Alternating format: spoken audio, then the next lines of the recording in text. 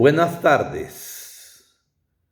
Estamos en su programa La Misión Continúa,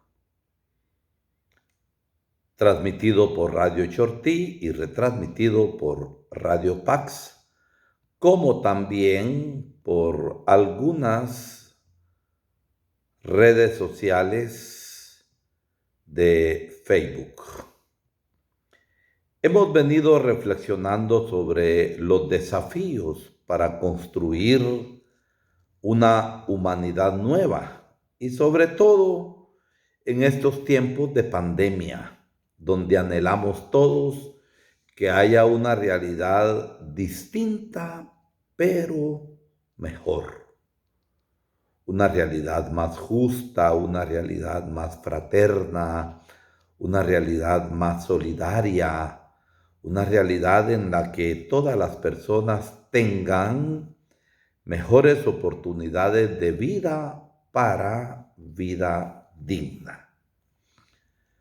Un desafío permanente será siempre el compromiso por una educación, no la simple instrucción, sino una educación integral y transformadora. Este es el tema que nos viene ocupando. Y decíamos que para lograr una educación integral y transformadora, hay necesidad de reconstruir un pacto educativo global, porque cada cambio requiere un camino educativo que haga madurar una nueva solidaridad universal y una sociedad más acogedora.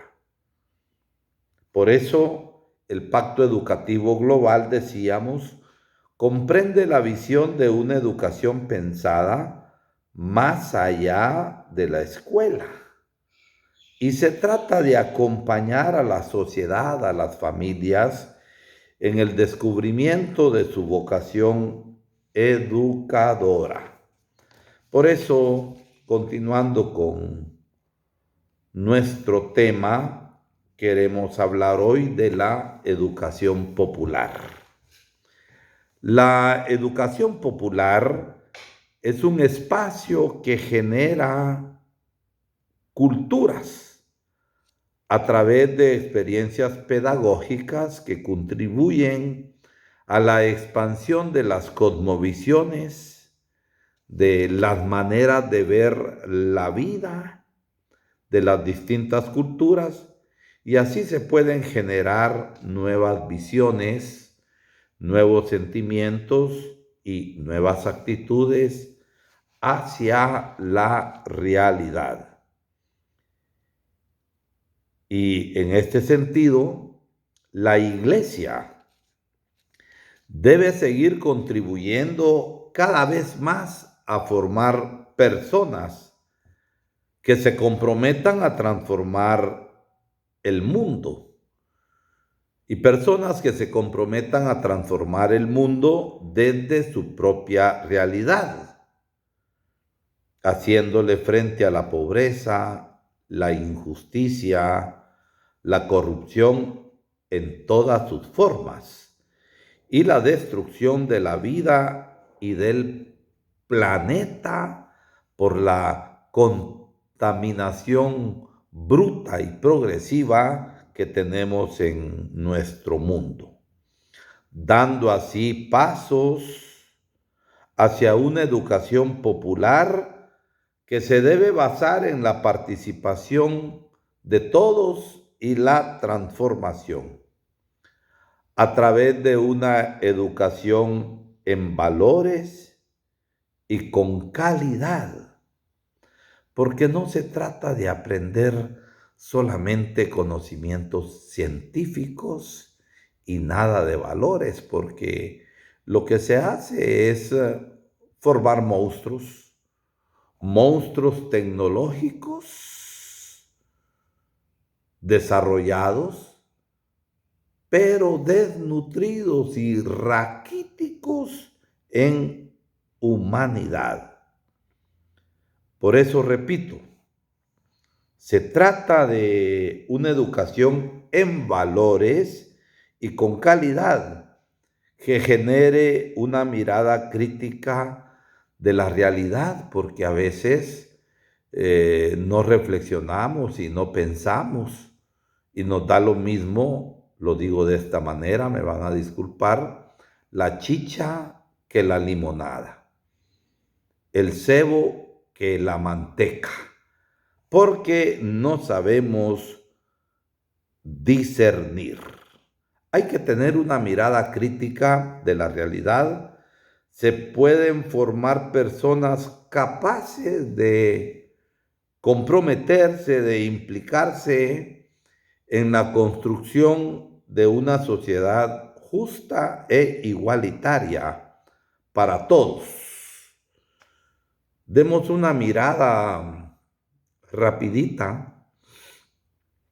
Nuestros empresarios en buen número, los grandes ricos, no tienen en cuenta el bien de las mayorías.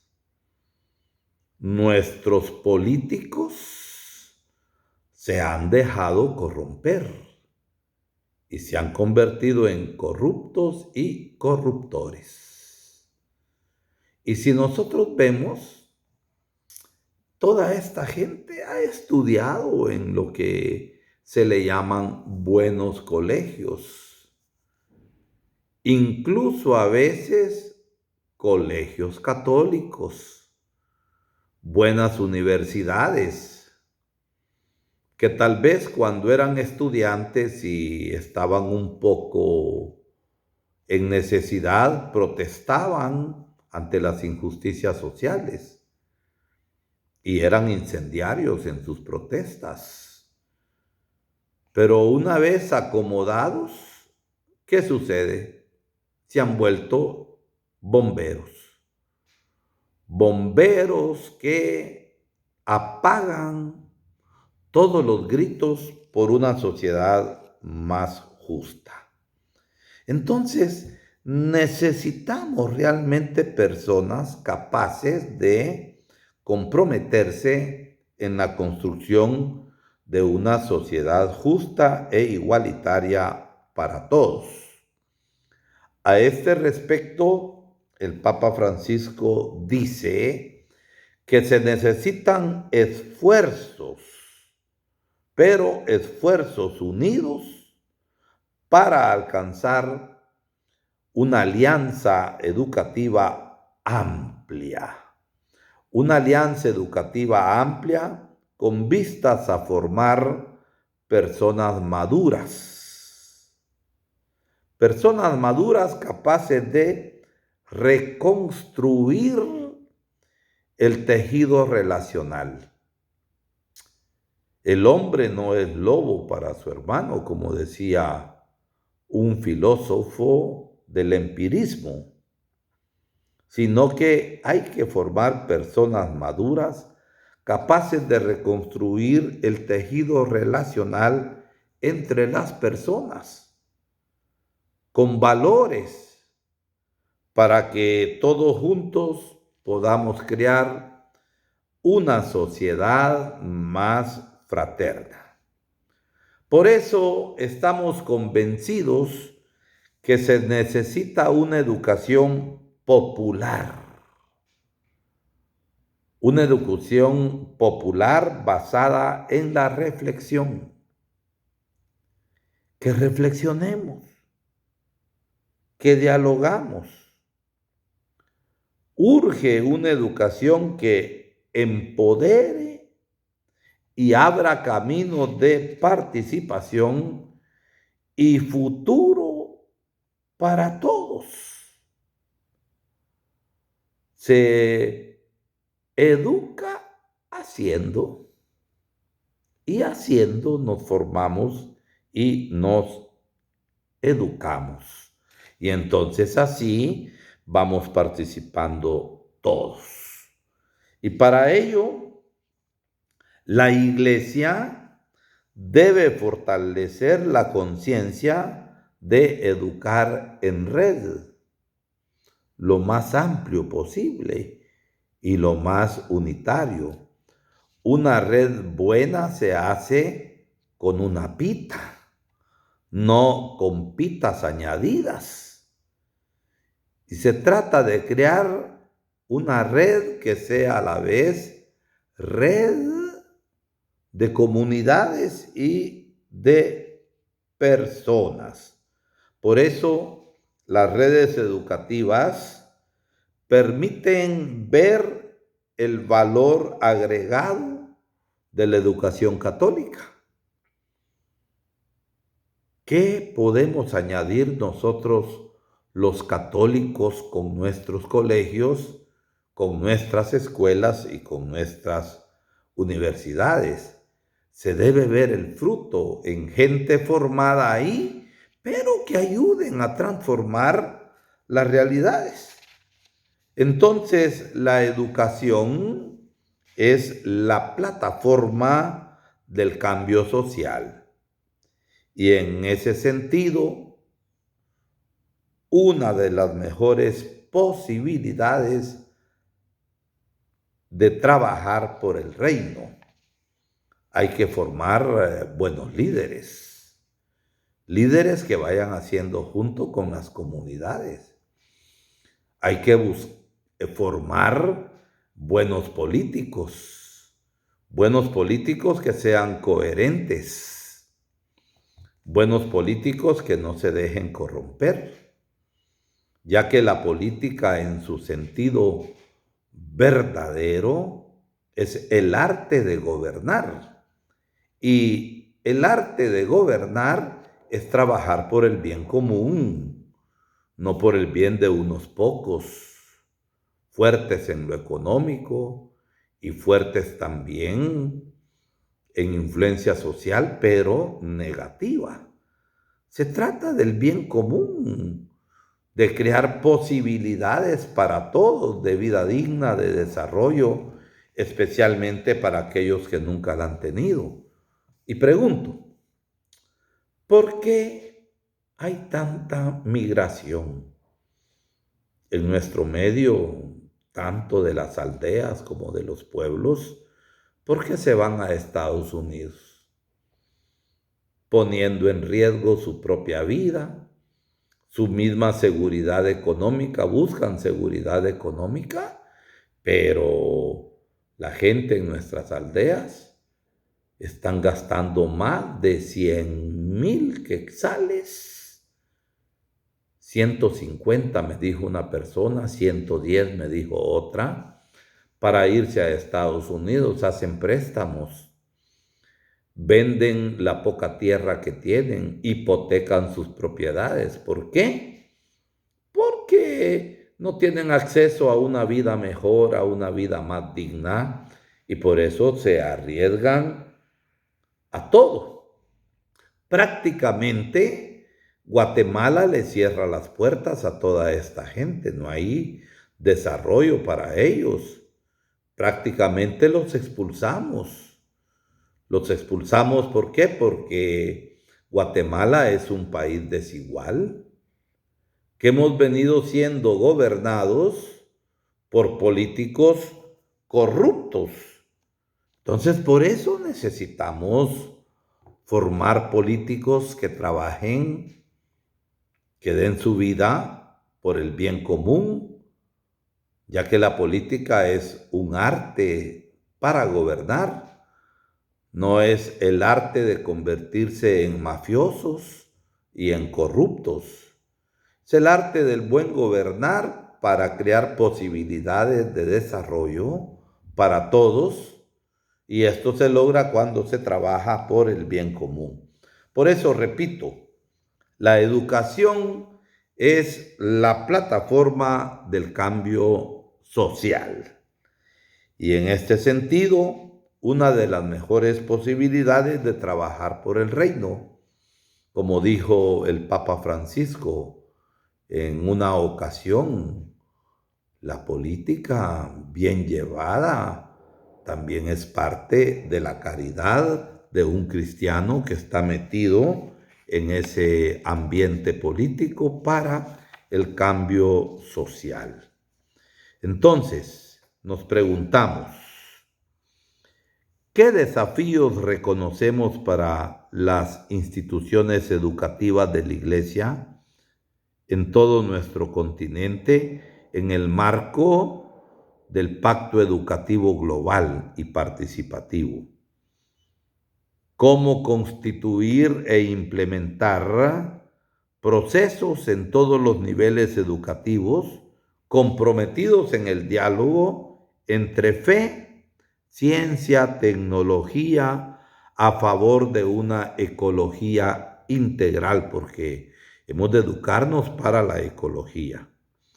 ¿Y cómo puede la Iglesia, pueblo de Dios en misión y en salida, fomentar una educación integral inspirada en los valores del Evangelio? Por eso damos un siguiente paso, el paso del escuchar y discernir los signos que la Iglesia va presentando y que más nos cuestionan y que más nos interpelan. Y como estamos en el sínodo, un primer signo es una iglesia sinodal y evangelizadora de todos y para todos. Otro gran signo es la gran diversidad sociocultural en la sociedad y también en la iglesia. Otro signo son nuestros pueblos originarios en sus distintas etnias. En el caso nuestro de Jocotán, la etnia chortí. Gran signo para todo el continente y también para Guatemala, ya que tenemos en la costa atlántica los pueblos afrodescendientes, los pueblos que tienen sus orígenes en África y que traídos como esclavos al continente americano, vinieron también a nuestras tierras. El signo de las personas con identidades y orientaciones sexuales diversas no es que estemos de acuerdo con eso que consideramos no es natural, pero en la caridad, en la relación humana, tenemos que acoger como hermanos y personas con habilidades diferentes, lo que nosotros llamamos las personas especiales. Y por último, hablaremos a la luz de la palabra de Dios y del magisterio que nos dicen todas estas cuestiones. Entonces, veamos cómo una iglesia sinodal y evangelizadora es de todos y para todos. Aparecida abogó por una iglesia abierta a la diversidad. Una iglesia abierta a la diversidad que aprecie y fomente el encuentro y el diálogo respetuoso. Ese diálogo respetuoso entre los diversos miembros del pueblo de Dios. Una iglesia que dé testimonio del gran amor de Dios que derriba los muros y que borra las fronteras que hemos construido entre nosotros cuando no hemos tenido en cuenta las palabras de Jesús. Esa palabra de Jesús que nos dice, les doy un mandamiento nuevo. Ámense los unos a los otros como yo los he amado.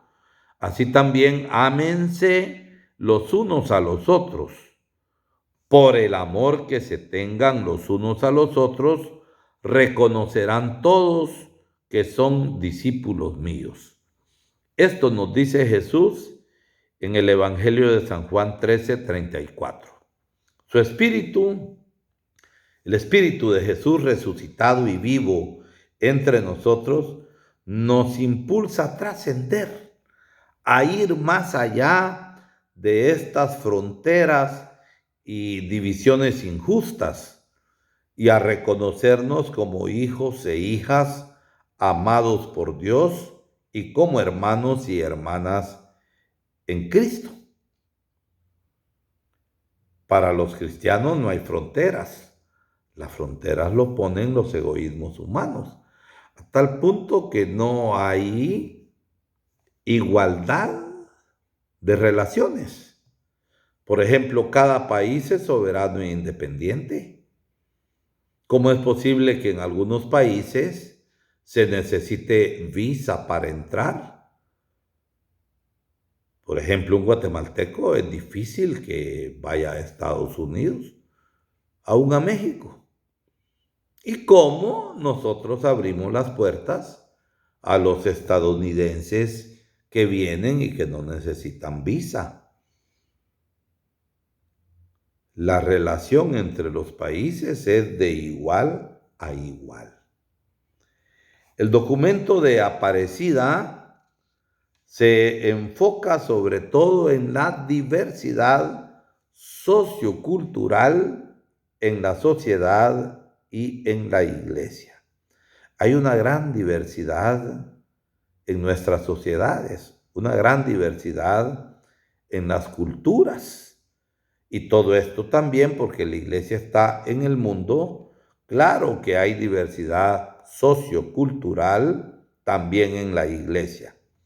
En relación con el ámbito eclesial, nuestro documento del discernimiento reflexiona sobre la diversidad de los carismas y ministerios.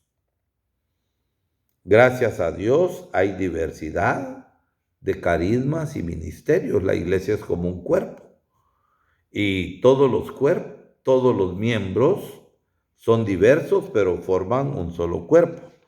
Es importante notar que en el proceso de escucha en este camino sinodal hay numerosas contribuciones en las cuales se va tematizando, se va hablando sobre las distintas diversidades de los miembros en la iglesia. Y esta diversidad, en todo sentido, quiere ser reconocida y respetada.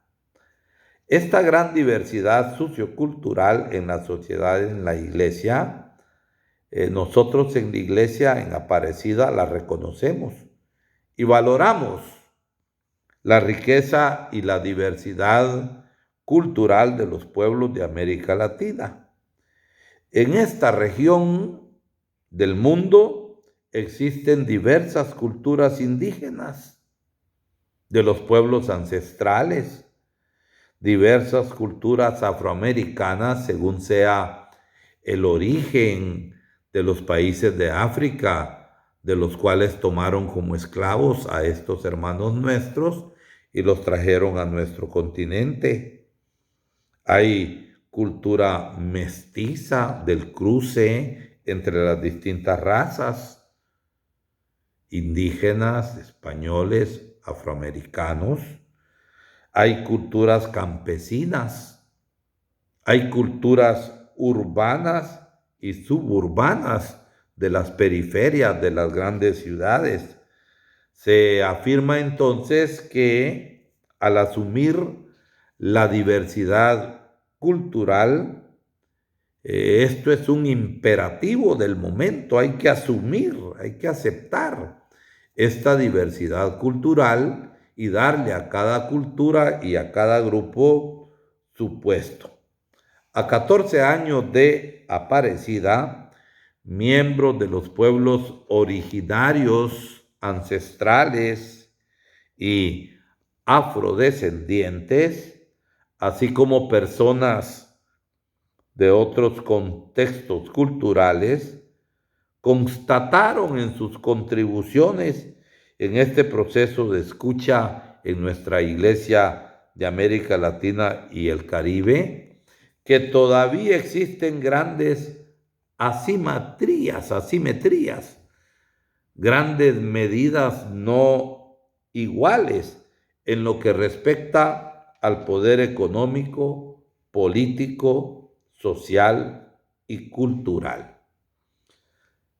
¿Cuántos diputados indígenas tenemos en Guatemala de las distintas etnias?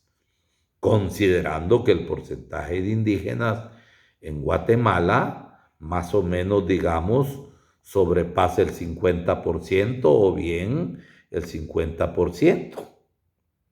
Entonces, hay asimetrías, diversidades, y esto disminuye las posibilidades de las comunidades indígenas, de los afrodescendientes y de los campesinos para acceder y tener derecho a una vida en condiciones dignas, sufriendo muchas veces pobreza y exclusión. Los indígenas en Guatemala no es para que promueva el INGUAT visitas a Guatemala poniendo pueblos indígenas atrayentes o vistiendo ladinas y rubias como indígenas para hacer propaganda en el exterior. Nuestro Jocotán, ¿qué puesto le estamos dando a los chortís? Considerando que Jocotán es el corazón de la cultura chortí. Nuestros hermanos chortís viven olvidados, viven marginados, no se les quiere reconocer el derecho a la tierra y por eso luchan por la tierra. Se han metido o se quieren meter megaproyectos que es un atentado contra las tierras chortí. Entonces, hay una solicitud por parte de los pueblos originarios para que la Iglesia les acompañe y les trate de igual a igual, respetando sus cosmovisiones, sus modos de ver la vida y la diversidad. Entonces la Iglesia defiende la vida de los pueblos indígenas y denuncia los atropellos a la casa común. La Iglesia debe aprender y siempre a ir respetando la diversidad cultural que tenemos en nuestras tierras. Dios les bendiga. Hasta nuestro próximo programa.